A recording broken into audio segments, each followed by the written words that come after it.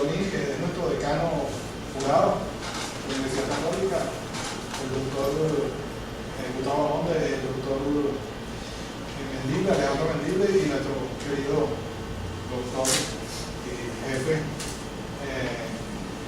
Fernando Falcón.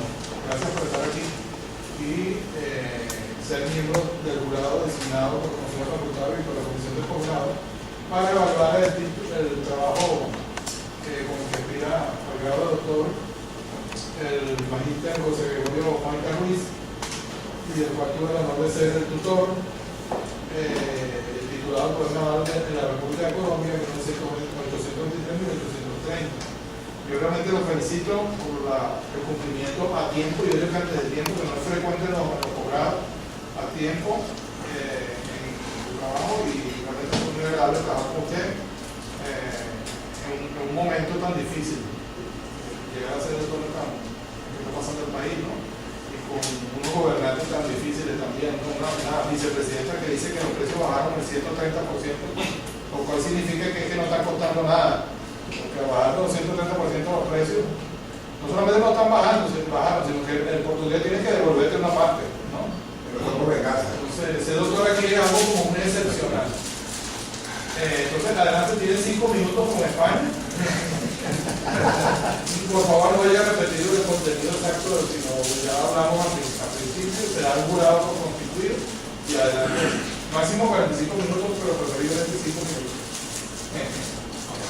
Adelante. Muy buenos días.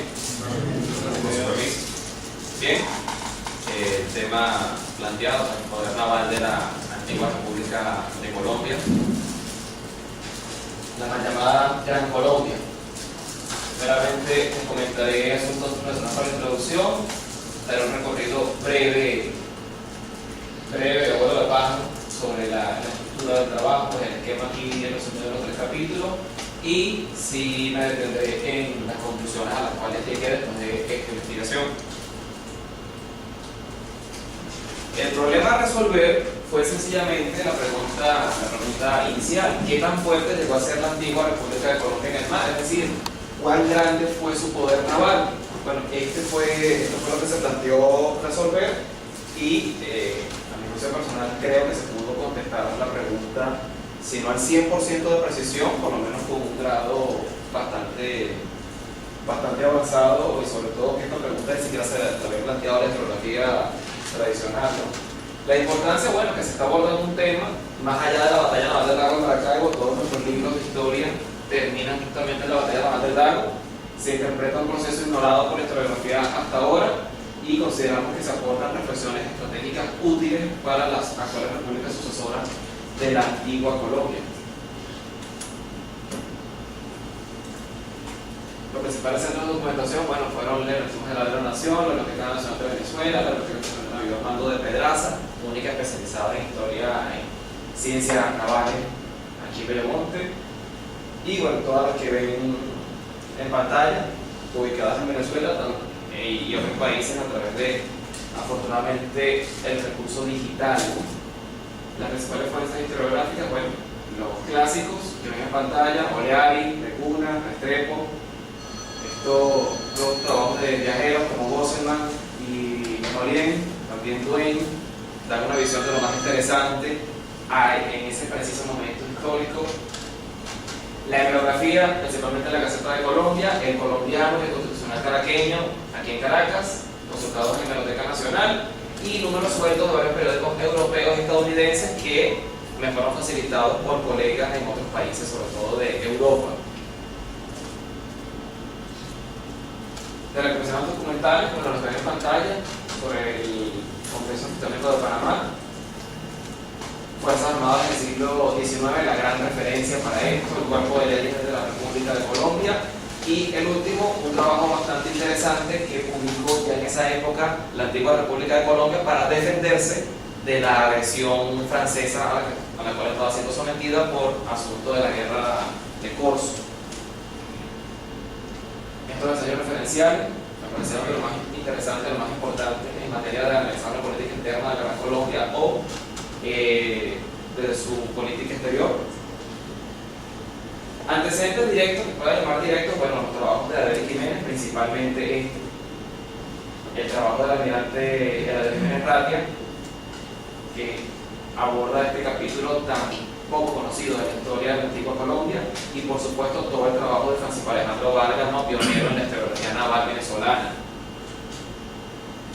En Colombia tendríamos el trabajo de Leonidas Flores Álvarez, uno de los mayores historiadores militares de Colombia, que justamente resume toda la acción de la Marina colombiana desde Miranda hasta que finaliza aquel país.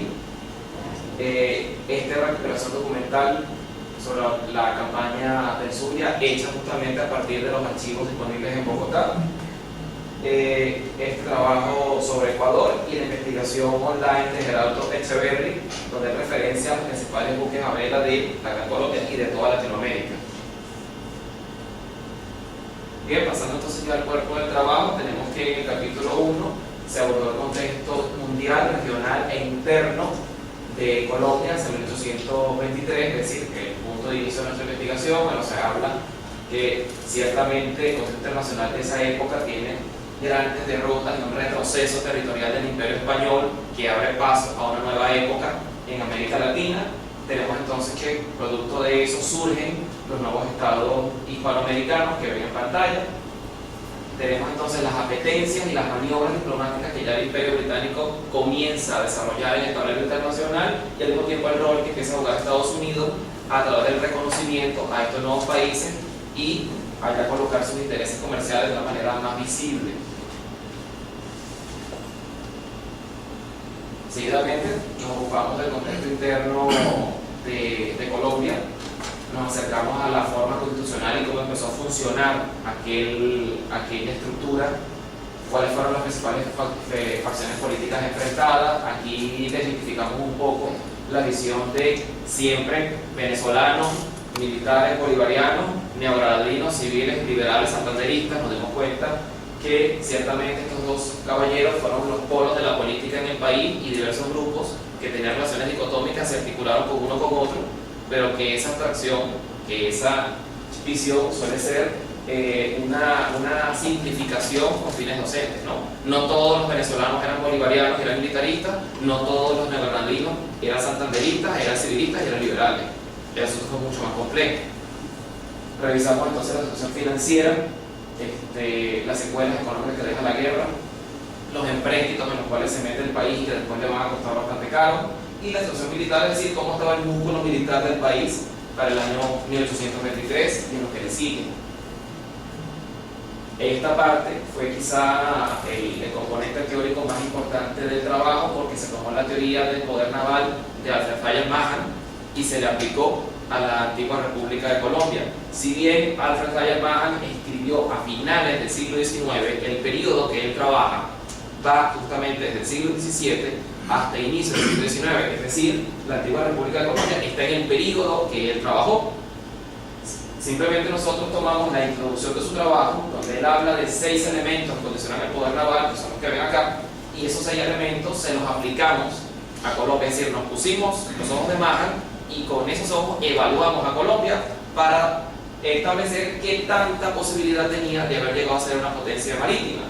Bueno, nos damos cuenta que entonces tuvo una situación geográfica aceptable, una extensión territorial que como Mahan le entendía, es decir, un largo litoral, una configuración física favorable con puertos bastante óptimos y cuencas hidrográficas que permitían la penetración continente adentro, una clase de gobierno que, si bien no fue totalmente volcado al mar, hizo esfuerzos interesantes en esta materia, una gran población costera, aunque no toda con características marineras, y un carácter nacional que, si bien en conjunto no era de una nación marítima, por lo menos algunas comarcas de este país, los guayaquileños, los zulianos, los margariteños sobre todo, los cartageneros, tenían una clarísima vocación marinera, que era la punta de lanza de este país para este objetivo.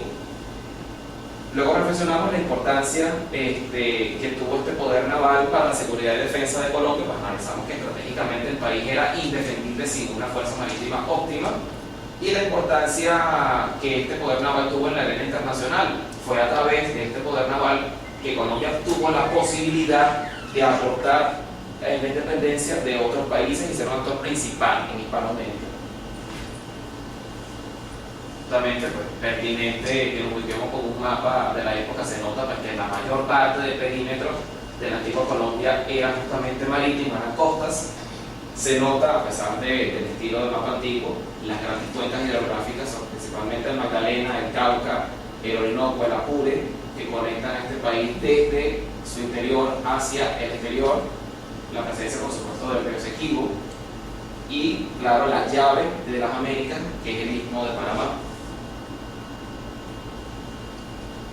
En el segundo capítulo, fue un capítulo más narrativo, tocó abordar necesariamente los antecedentes de este poder naval y luego ir narrando campañas que eran o desconocidas totalmente o poco conocidas. ¿Por qué arrancamos los antecedentes en 1816? Porque detectamos que antes de este año se venía desarrollando una fuerza naval en Nueva Granada y una fuerza naval en Venezuela. Es a partir del año 16 que marinos neogranadinos o afiliados a Nueva Granada y marinos venezolanos o afiliados a Venezuela empiezan a trabajar juntos. Aunque todavía no se puede hablar de Colombia, sino de, en ese caso, unas fuerzas unidas de la Nueva Granada y Venezuela. Pero esto como antecedente, y es a partir de aquí que se generan las nuevas instituciones, como por ejemplo va a ser la Corte de Almirantazgo. Se desarrolla entonces una estructura jurídica con las ordenanzas de corso y va tomando forma lo que a futuro entonces va a ser la Armada de la República de Colombia.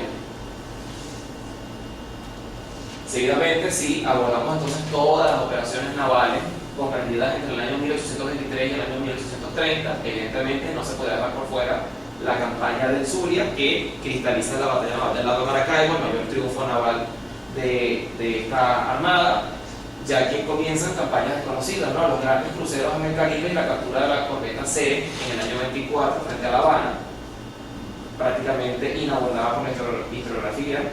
Las operaciones que se planearon y que se ejecutaron entre el 25 y el 27. Acá con la guerra de Corso, pues descubrimos que la guerra de Corso alcanzó las propias aguas de la península ibérica, es decir, hablamos de un teatro de guerra que se extendió por todo el Caribe y todo el Atlántico Norte, bueno, por gran parte del Atlántico Norte. Abordamos también la actuación de la Armada Colombiana de la Liberación del Perú. Siempre se tenía una visión netamente terrestre de la liberación del Perú, y esta investigación permitió conocer, demostrar que el transporte, comunicación, abastecimiento y retorno del Ejército Auxiliar de Colombia en Perú fue a través del mar, fue a través justamente de la Escuadra Colombiana del Pacífico. Se aborda también el papel de la Armada Colombiana en disputas internas. Poco se sabe, poco se comenta que incluso el retorno del Libertador a territorio venezolano en el año 27 fue justamente por mar. El Libertador entra por Puerto Cabello y trajo consigo una gran fuerza militar y hubo una gran movilización naval, es decir, la Armada Colombiana jugó un papel importante en abordar el proyecto de la Cociata. Y finalmente, las operaciones navales emprendidas contra Perú entre el año 28 y el año 30, que como dije anteriormente, también es una contienda muy poco estudiada por nuestra historiografía.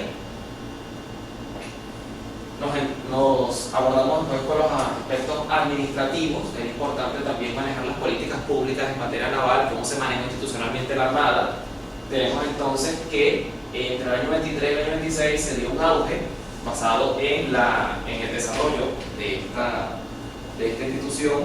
Tenemos un cuerpo de leyes, instituciones que se dan, y por supuesto una adquisición de buques. Tenemos de este lado a varios de los personajes principales en esta controversia, incluso que llega a darse. Estas serían las principales leyes y reglamentos que se desarrollaron en la época de auge. Nos damos cuenta que prácticamente hay una ley por año que el Congreso emitió, que el gobierno solicitó para regular lo naval. La investigación también permitió ubicar sectores. Entre los impulsores de un rápido desarrollo naval, como comenté en el trabajo, tenemos a estos personajes: a Santander, Briceño Méndez, Sublé, Lino Clemente Palacio y Rafael de Castillo Herrada. Y como impulsores del desarrollo naval gradual, basado más en fuerzas nativas y en un desarrollo comercial previo, tenemos al capitán de navío Felipe Santiago Esteves. Importante también la figura de este prusiano, Juan Bernardo Elbers, como le llaman las crónicas de la época, o Johann Bernhard Elbers, que fue el principal proveedor logístico, el principal contratista militar de la época, diciendo en palabras modernas.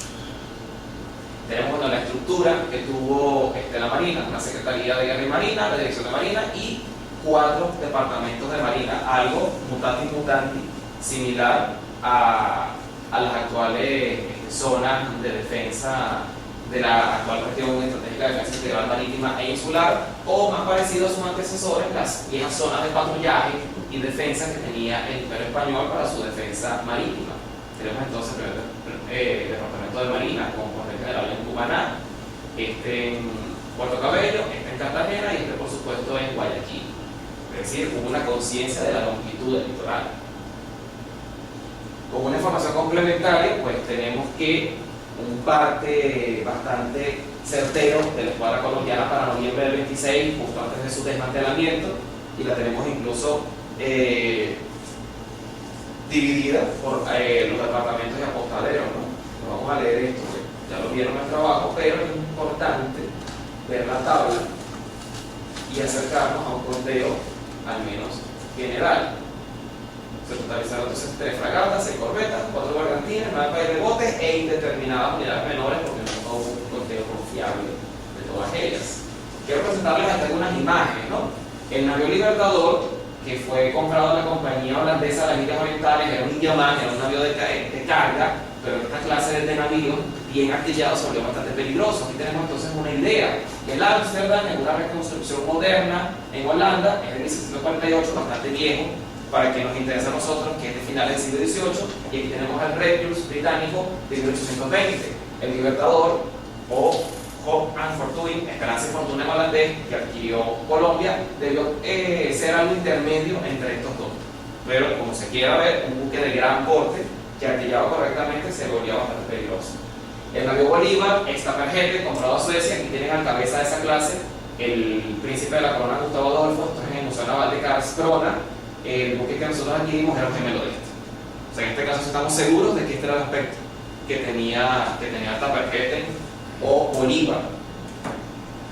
La fragata Colombia y Cundinamarca, una evolución del diseño de la Constitution que ven aquí, que está todavía activa en Estados Unidos. Lo más cercano que tenemos es este buque brasileño de esta pintura, que es la fragata Imperatriz, gemela de nuestros buques. Esta pintura es de un museo en Argentina y habla justamente de una acción naval durante la guerra brasileño-rioplatense. Sería entonces la fuente iconográfica más cercana a estos dos buques. No se conservaron los planos de ellos en Estados Unidos. Y la corveta Bolívar, del mismo diseñador de todo fragata, conocida antes como Hércules, que fue comprada desde el año 22, planos originales del Museo Marítimo de Greenwich. Tenemos entonces un periodo de declive marcado por problemas presupuestarios, como ya vieron, una crónica de escasez de personal. Esto fue bastante curioso. Después de adquirir una gran cantidad de buques, fue entonces más difícil conseguir personal calificado para tripularlos que la propia adquisición. Y desde luego una degradación de estos medios de hacer la guerra por las inadecuadas instalaciones para su mantenimiento y preservación. Una última parte donde se abordó la diplomacia como un termómetro del poder naval que alcanzó Colombia, la alianza con México, que fue una alianza naval y que no se ha estudiado, las relaciones con Gran Bretaña y Estados Unidos y con la Santa Alianza, donde el problema naval fue primordial, piensa por Guerra del Pozo, los planes de liberación de Cuba y Puerto Rico, etc. Y el Congreso Anfitriónico de Panamá, donde justamente lo naval tuvo un protagonismo primordial, justamente por los planes de liberación de Cuba y Puerto Rico que Colombia desarrolló junto con México. En el último capítulo abordamos justamente el decaimiento, el declive del poder naval de Colombia, y justamente les presento estas cifras que resumen muy bien la situación. Para el año 25 la recaudación fue esta era el total de gastos del Estado, propuesto para el año 26, y este es el presupuesto del Ejército y de la Armada. Esto condujo inevitablemente a una reducción del pie de fuerza del Ejército y una práctica de disolución de la Armada por elecciones condicionadas por factores de política interna. Aquí quiero decir con esto que evidentemente se nota una visión marítima en una parte del gobierno y una visión terrestre en una parte del gobierno. ¿Quién tuvo la visión terrestre? El Libertador. Cuando tuvo la disyuntiva de reducir el ejército o reducir la armada, no titubeó y la reducida fue la armada. Aquí están justamente los decretos en los que me estoy basando. Con sus debidas referencias también están justamente en el trabajo. Y como contraste, y como muestra, tenemos esta carta, ¿no? Aquí le está diciendo a Santander que no es prioridad liberar Cuba y que más bien sea como una especie de amenaza para que España reconozca la independencia de Colombia. Es decir, nunca fue una prioridad para él la liberación de Cuba y Puerto Rico. Y por su parte la expansión marítima del Estado. En contraste tenemos la gestión de Santander, la gestión marítima y naval resumida aquí. Todo lo que ven en pantalla fueron gestiones emprendidas por Santander. Hablamos de creación de escuelas náuticas, creación de infantería de marina, adquisición de buques, un impulso institucional completo al arma naval en el país, hasta un monitoreo, coordinación de espionaje en el Caribe para medir qué tan poderosos eran los españoles y evaluar la operación sobre Cuba y Puerto Rico. Entonces esto nos llevó a pensar, nos llevó a darnos cuenta que hubo un choque de proyecto terrestre de Bolívar basado en la hegemonía continental en Sudamérica, en la satelización de Bolivia, en una hegemonía sobre el Perú basada en un poderoso ejército terrestre, y una visión marítima septentrional de una posible absorción de Cuba y Puerto Rico, de un desarrollo marítimo y naval. Evidentemente entonces encontramos un factor más en que Santander y Bolívar chocaron. No solamente que uno era liberal, sino que uno era terrestre, más napoleónico, y uno era más marítimo. Bien, el impacto interno. Al desaparecer esta escuadra, se quedó vulnerable el comercio marítimo colombiano, y después de noticias triunfales, pasamos a noticias de derrota, de incluso de que la Borde regresa con su escuadra a las costas nacionales en el año 27, y por supuesto, al haber muy pocas vías de comunicación tierra adentro y desaparecer el músculo naval, se abre de nuevo las puertas al separatismo, y evidentemente esto se materializa en Venezuela, aunque luego tentativas en Ecuador con la invasión peruana. El impacto externo, bueno, sencillamente se aborda el proyecto liberador sobre Cuba y Puerto Rico, quedando entonces estas inermes al futuro del imperialismo de Estados Unidos, y sobre todo una indefensión ante amenazas externas. Damos por terminada, por irrevocablemente terminada la guerra de independencia en el año 23, y resulta que hasta el año 27-28 España se estaba planteando una contraofensiva que desata sobre México, que es abordada en el trabajo, pero cuando hacemos el ejercicio de comparación nos damos cuenta que de haber recibido Colombia la invasión que México recibió en el Yucatán, se las habría visto bastante difíciles. Es decir, nunca estuvo exenta de una amenaza proveniente del mar, y justamente esa vulnerabilidad aumenta cuando la escuadra desaparece. Bien, después de esta investigación, después de ver el ascenso y caída de la Armada, después de ver el choque de estos dos proyectos, nosotros llegamos a 8 conclusiones. La primera conclusión es que definitivamente los orígenes más remotos de la Armada colombiana se remontan a la expedición libertadora mirandina, por la grandísima razón de que ya se habló del continente colombiano y fue la primera vez que un buque de guerra portó el tricolor amarillo, azul y rojo. Sin embargo, hablaremos más de un antecedente a partir de la expedición de los Caños, porque ya se fusionan las fuerzas navales de Venezuela y Nueva Granada. Segundo, que es durante el bloqueo de Puerto Cabello y la campaña de Zulia que se da la transformación de una escuadra corsaria irregular a una escuadra verdaderamente republicana mantenida con fondos públicos. Entonces, así como se ha hablado de que el ejército se graduó como esto regular con la campaña de Carabobo, y hoy podemos hablar que el bloqueo de Puerto Cabello y la campaña de Zulia graduaron a la Armada. Tercero, que la Armada colombiana fue clave en la independencia, defensa y seguridad de la República y de toda Hispanoamérica. Me remito ya la alianza firmada con México y las operaciones emprendidas en el Pacífico con Perú.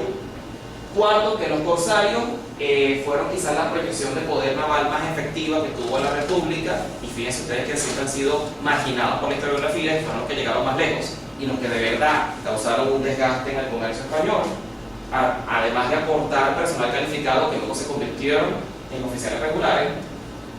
Quinto, que la política internacional de Colombia nos sirve como termómetro, como indicador de este poder naval. Cuando uno revisa las comunicaciones, lo naval está por todas partes.